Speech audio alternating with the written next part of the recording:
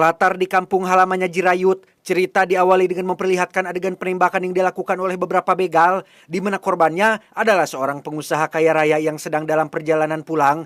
Salah satu begal terlihat menembak mati pengusaha tersebut dan mengambil kalung jimat yang dikenakannya.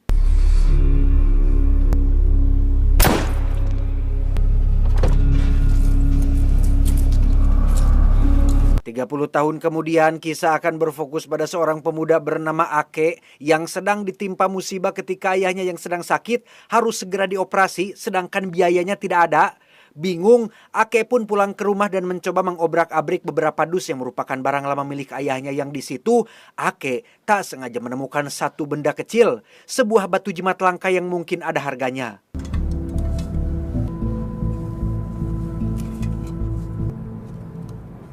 Penasaran, Ake pun langsung berselancar di internet mencari nama dari jenis jimat seperti itu yang ternyata jimat tersebut bernama Somdej, sebuah jimat batu langka dan dianggap legendaris. Nilainya sangat tinggi dan harganya terus meningkat seiring waktu. Saking langkanya, banyak batu jimat palsu yang saat ini tersebar di berbagai pasaran dan dunia.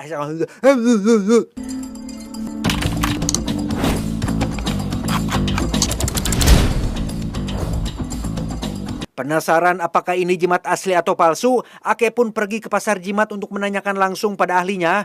Sedikit catatan di awal, jimat dianggap sangat berharga di Thailand karena orang-orang di sana percaya bahwa jimat punya kekuatan spiritual untuk digunakan sebagai perlindungan, keberuntungan, dan kesuksesan. Ini berkaitan dengan budaya dan sejarah. Kalau di kita mungkin seperti batu akik, punya nilai yang berharga untuk setiap jenis yang berbeda.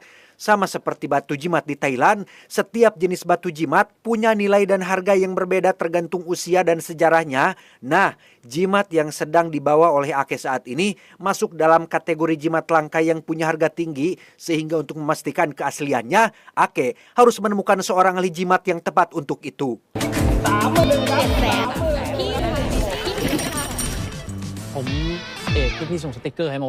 Dan inilah Seng, seorang ahli jimat sekaligus pemilik toko yang ada di pasar ini.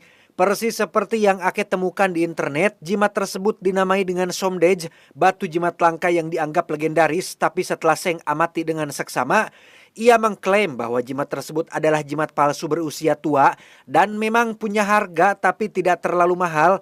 Tanpa basa-basi, Seng pun menawarkan uang 1 juta baht atau sekitar 500 juta rupiah untuk satu kotak jimat yang Ake bawa, termasuk jimat Somdej tersebut. Curiga jika Seng sedang berbohong, Ake pun minta izin untuk tanya-tanya dulu ke toko lain, tetapi... Kiều, Seng.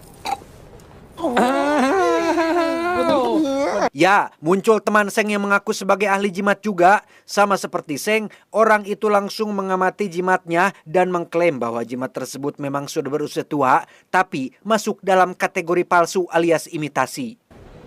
งั้นพี่เพิ่มเงินให้ผมอีกหน่อยได้ไหมครับ เอางี้ถือว่าช่วยกันนะ Tak lama muncullah seorang wanita bernama Muai. Dia adalah seorang influencer jimat yang sering live jualan di TikTok sekaligus sudah kenal lama dengan si Seng ini. Berbeda dengan Seng dan temannya, Muai menganggap jika jimat tersebut mungkin adalah jimat asli yang sudah lama tersembunyi. Sehingga daripada menjualnya terlalu cepat, Muai menyarankan untuk melelang jimat itu di event kontes yang sebentar lagi akan diselenggarakan. Siapa tahu ada kolektor yang menawarnya dengan harga lebih tinggi. ถ้าน้องเชื่ออีนี่นะพี่ไม่เอาละ พี่เซงใจเย็น Tak ingin kehilangan jimat tersebut, Seng pun buru-buru menambah 1 juta baht lagi untuk menawar jimat tersebut sehingga totalnya sekarang ada sekitar 1 miliar rupiah yang pastinya untuk cukup biaya operasi ayah Ake. Dan tebak apa keputusannya?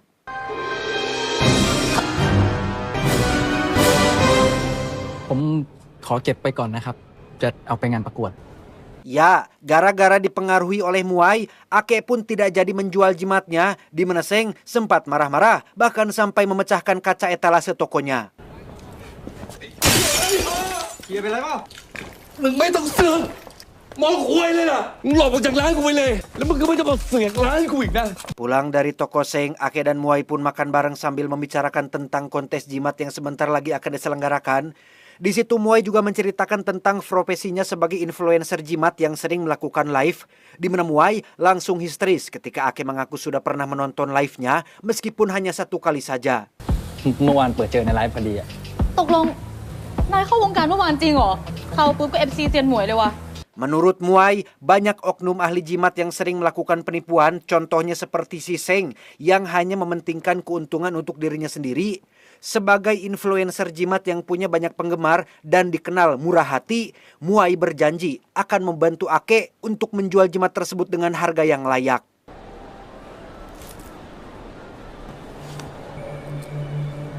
Pulang ke rumah, Ake langsung mengecek berita lama tentang sejarah jimat tersebut.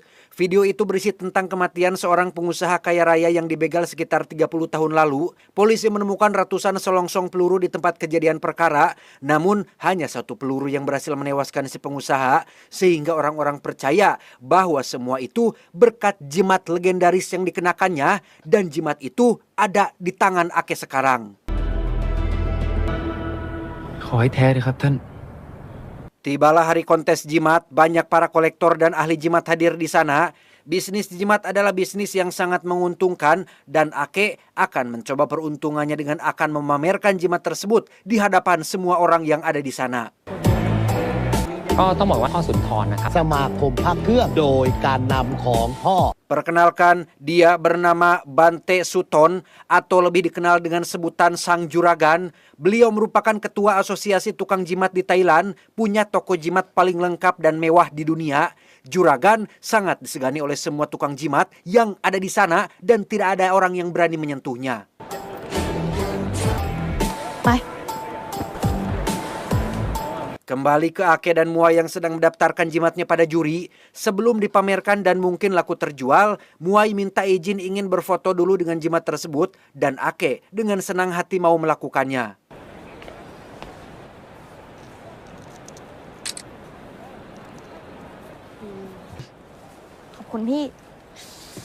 Tak lama setelah jimatnya didaftarkan, juri langsung mengumumkan tentang keaslian jimat legendaris tersebut.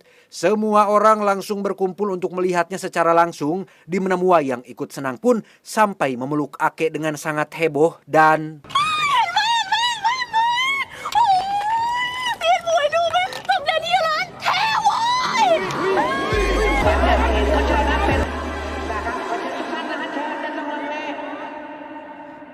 Suasana seketika hening saat Juragan datang untuk melihat langsung jimat tersebut.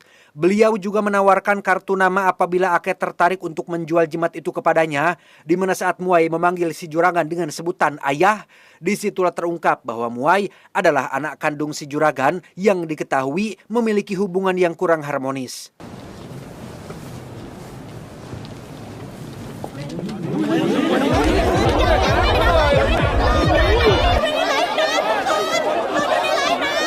Selesai acara pameran, Ake langsung menjenguk sang ayah untuk memberitahu tentang kabar baik ini sekaligus berjanji bahwa tak lama lagi beliau akan dioperasi. Pulang ke rumah, Ake pun menonton Muay yang kebetulan sedang live. Yang di situ Ake mendapat pesan dari orang misterius bernama Victor yang menanyakan di mana jimat itu berada dan tiba-tiba... Victor ใครวะ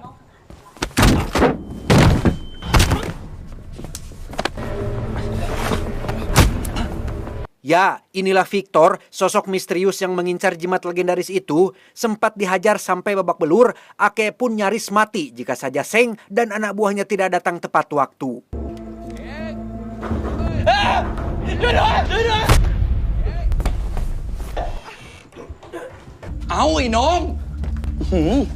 Bukan tanpa alasan, kedatangan Seng ke sini adalah untuk menawar jimat itu dengan sekoper uang yang jumlahnya sangat-sangat banyak. Namun karena jimatnya disimpan pada kalung sang ayah, Ake pun mengajak Seng CS untuk pergi ke rumah sakit.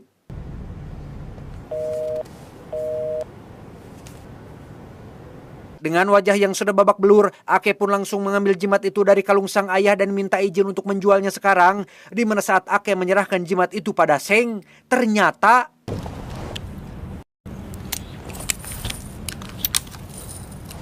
Iniมึงเล่นควยเลยเนี่ย Ya, Seng berkata jimat itu palsu dan menganggap Ake sengaja mempermainkannya sehingga...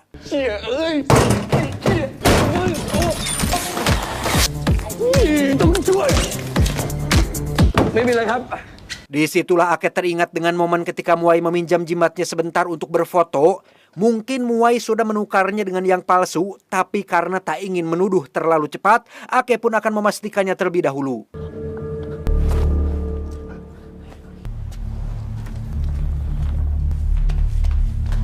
Sudah jatuh tertimpa tangga portable lagi yang biasa dipakai petugas wifi IndiHome, Ake harus menerima kenyataan pahit saat sang ayah dinyatakan meninggal dunia gara-gara telat dioperasi. พ่อ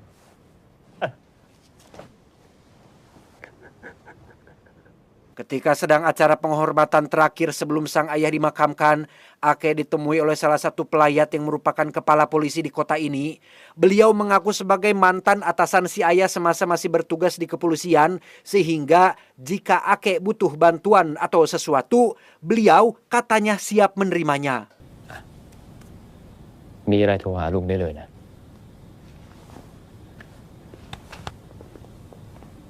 Tak ingin larut dalam kesedihan, Ake langsung pergi menemui Muai yang baru turun dari mobilnya, tetapi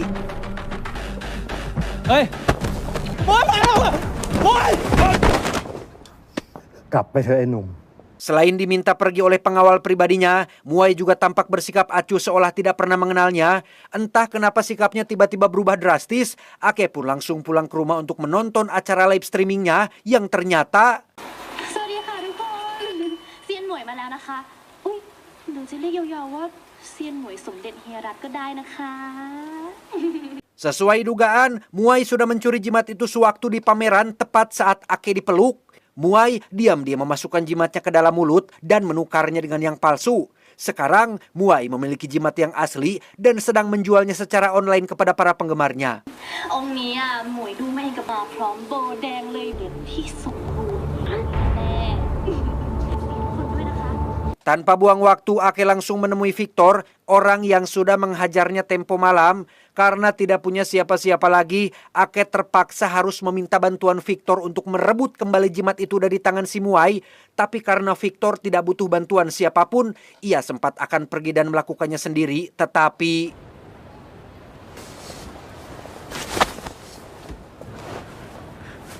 melihat Ake mewek di tempat umum sambil memegang bajunya seperti anak kecil yang dilarang beli Tamiya dan BP-BP-an, Victor pun akhirnya kasihan dan setuju untuk bersama-sama merebut kembali jimat legendaris itu, sehingga ให้ผมไปด้วยนะพี่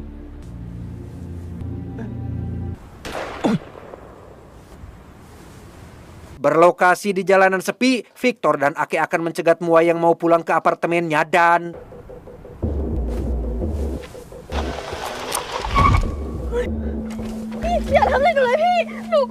diancam menggunakan pistol. Muai mengaku bahwa dirinya sudah tidak memiliki jimat itu lagi. Yang karena Muai keras kepala tidak mau jujur, Victor dan Ake pun langsung menculiknya ke gudang kosong. มึงย้ายไปฝั่งนู้น เร็ว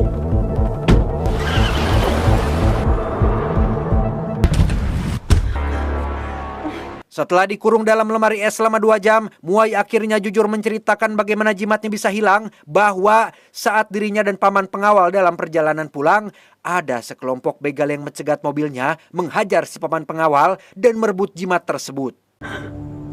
เสียใจน้ำคอนไว้นะเอง Karena Muai bersikap kooperatif, Victor dan Ake pun meminta pendapatnya tentang siapa kira-kira orang yang sudah mengirim begal-begal itu. Berdasarkan pengalamannya, orang yang paling mungkin melakukannya adalah seorang kolektor jimat yang juga mengelola tempat latihan Muay Thai paling terkenal di Thailand. Si kolektor dikenal sebagai orang yang nekat dan akan melakukan segala cara untuk mendapatkan jimat legendaris tersebut. แต่ถ้าเป็นสมเด็จเฮียรัต เท่าไหร่ผมก็สู้ โอ้โหคนจริงสุดยอดมากครับ Tanpa buang waktu, Ake, Victor, dan Muai pun langsung mendatangi si kolektor dengan menyamar sebagai konten kreator yang ingin membuat konten tentang koleksi jimat milik pribadinya. Yang setelah ngobrol panjang lebar, si kolektor justru mengaku sedang menunggu seseorang yang katanya ingin menjual sebuah jimat legendaris kepadanya. Dan orang itu kebetulan baru datang, tetapi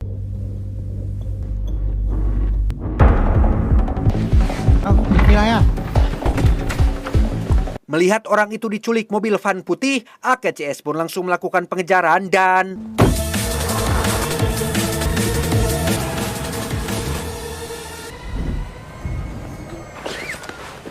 ya, Orang itu ternyata diculik oleh Seng CS yang juga sama-sama mengincar jimatnya. Orang yang mereka kejar ternyata hanyalah pria tua yang sudah abah-abah yang merupakan penjual jimat murahan. Curiga dengan gelagat si abah yang mirip dengan salah satu begal yang mencegatnya, Muai pun langsung memeriksa tangan kanannya dan menemukan bekas gigitan sewaktu ia membela diri.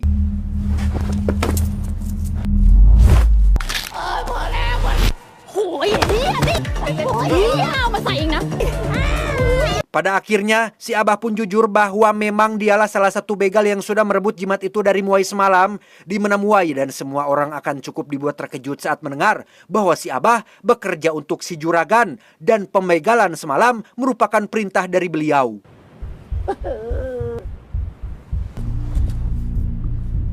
Mendengar nama juragan, semua orang pun langsung terdiam dan lemas. Di kalangan tukang jimat, juragan dikenal sebagai orang paling berkuasa yang punya banyak relasi, punya power yang cukup kuat untuk membuat lawannya tunduk. Sehingga jika urusannya sudah melibatkan si juragan, tidak ada yang bisa mereka lakukan. Nah, คนนี้กูเห็นพ่อทำมาแล้ว Tak terima jimat ayahnya lenyap begitu saja, Ake pun mengajak semua orang untuk bersekongkol merebut kembali jimat tersebut. Karena cara keras tidak akan memban terhadapnya, Ake punya cara yang halus yang lebih aman, yaitu pura-pura masih memiliki jimat yang asli agar bisa diizinkan masuk ke sana.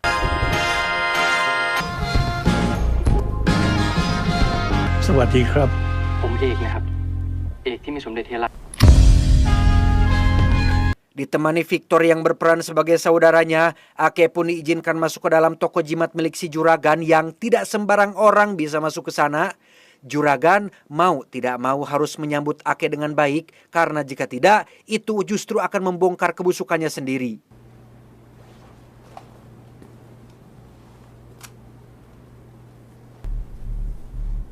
Seperti biasa, jimat yang Ake bawa pun langsung diperiksa dan tak perlu waktu lama, juragan langsung menyatakan bahwa jimat itu palsu. Karena Ake berakting seperti orang yang keras kepala, juragan pun akhirnya menunjukkan satu kotak berisi banyak sekali jimat serupa yang katanya adalah jimat-jimat palsu yang ada di pasaran. อย่างนี้มันมีมาตั้งแต่สมัยโบราณเก่าจนกลายเป็นหินแล้ว แต่ถ้ามันเก่าจนกลายเป็นหินลุงรู้ได้ไงครับมันปลอม Lama-kelamaan, juragan akhirnya sadar jika Ake sudah tahu tentang keterlibatannya dalam pembegalan semalam, di mana juragan akhirnya jujur bahwa ia memang memiliki jimat tersebut dan salah satu di antara kotak ini ada satu jimat yang aslinya. หลานดูออกไหม Karena tidak punya kapasitas untuk memeriksa keasliannya, Ake pun minta izin untuk memanggil orang-orang yang bisa melakukannya, yaitu แต่ผมพาคนที่ดูออกมาด้วยนะครับ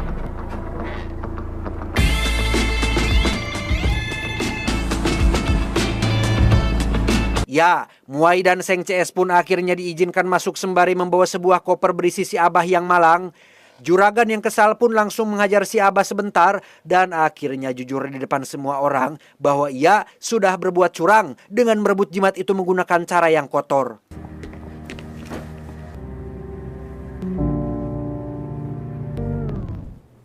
Kecewa dengan si juragan yang suka berbuat sewenang-wenang, Seng pun langsung menodongkan senjata yang membuat situasi menjadi tegang dan tiba-tiba...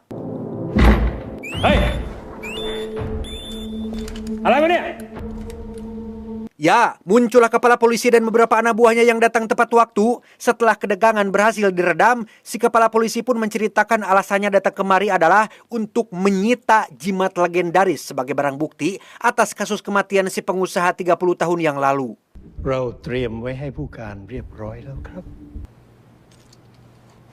องค์นี้ครับ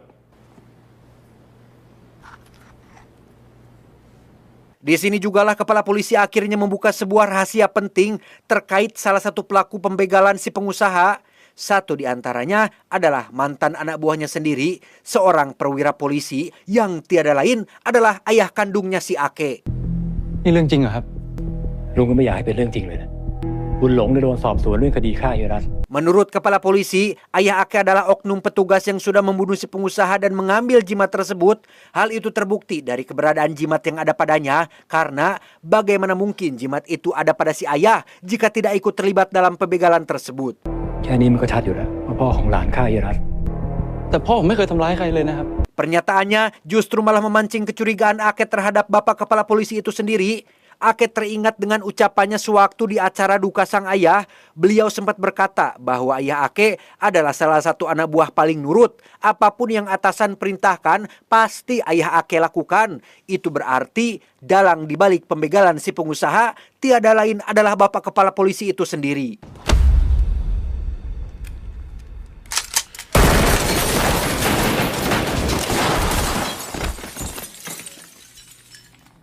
Dan ya, semua orang pun langsung tumbang setelah Victor sekonyong-konyong menembaki semua orang. Jimat yang selama ini mereka pakai, mereka percayai mampu memberi perlindungan, ternyata wadul, bullshit, bohong. Karena faktanya, Juragan, Seng CS, Kepala Polisi, dan yang lain langsung tewas. Kecuali Ake yang tidak pernah pakai jimat sama sekali.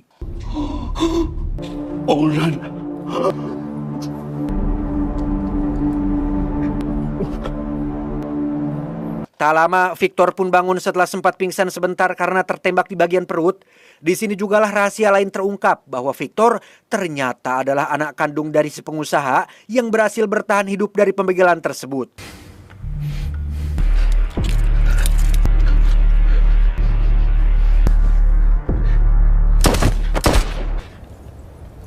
Victor kecil menyembunyikan jimat itu di dalam mulutnya.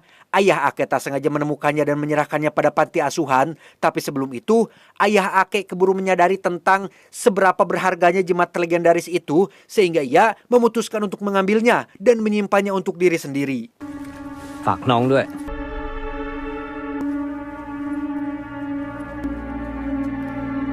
Sejak Ake menunjukkan jimat itu di acara pameran, Victor yang sudah lama menuntut balas dendam pun langsung menyelidiki sosok si Ake. Karena ayah Ake keburu meninggal akibat penyakit, Victor akhirnya mencari pelaku lain untuk melampiaskan balas dendamnya. Dan setelah tahu bahwa Kepala Polisi adalah otak utama di balik pembegalan tersebut, Victor tidak akan segan-segan menghabisinya dengan tangan sendiri. Tersisa Ake yang masih hidup, Victor pun sempat akan berniat untuk menghabisinya, tetapi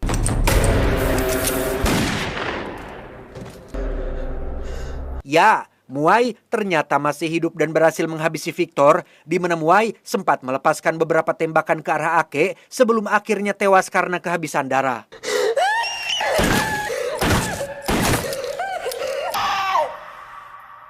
Tak lama, Kepala Polisi pun datang dan langsung mengamankan TKP.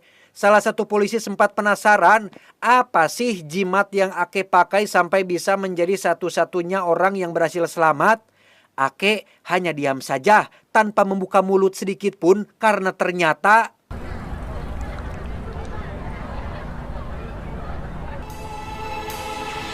ya, Ake menyembunyikan jimat asli di dalam mulutnya, di mana si mas-mas kolektor tiba-tiba meneleponnya. Ia mengaku baru dapat kabar soal Ake yang berhasil selamat dari momen baku tembak yang mengerikan. Si kolektor justru malah semakin yakin jika Ake masih hidup berkat jimat legendaris tersebut, sehingga tanpa basa-basi, si kolektor pun menawar jimatnya dengan harga yang sangat-sangat tinggi, yaitu เสียพร้อมเช่านะ100 ล้านเสียก็สู้นะ tamat. Ending yang cukup menjimatkan.